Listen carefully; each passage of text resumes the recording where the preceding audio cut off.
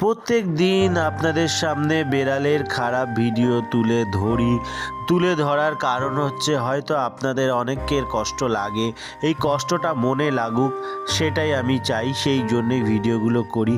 যে বেড়ালটাকে দেখতে পাচ্ছেন তারও ট্রিটমেন্ট হয়েছে, মোটামুটি 1-2 দিন ট্রিটমেন্ট হয়েছে, রিকভার করানো যায়নি।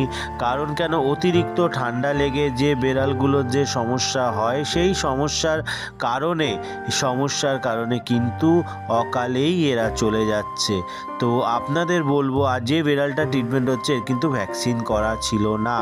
যাদের ভ্যাকসিন করা নেই তাদের ক্ষেত্রে কিন্তু এই সমস্যাটা হচ্ছে, ঠান্ডা লাগছে, ভাইরাস ধরে যাচ্ছে, তারপরে কিন্তু বাঁচানো যাচ্ছে না। প্রত্যেকটা ভিডিওতে আপনাদেরকে বলি, দেখুন 3 রকমের স্যালাইন চলছে, কিন্তু তা সত্ত্বেও ওকে কিন্তু বাঁচানো যায়নি। সেই জন্য বলবো, এইসব ভাইরাস ধরার পরে আর কিন্তু কোনো রকমের চেষ্টা করলেও ম্যাক্সিমাম টাইম কিন্তু ফেল হয়ে যাওয়া হয়।